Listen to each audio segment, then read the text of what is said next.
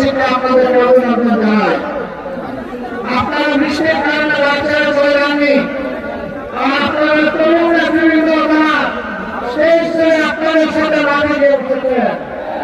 আমি আপনাদের সবাইকে অভিনন্দন জানাই, কারণ আপনারা পারবেন।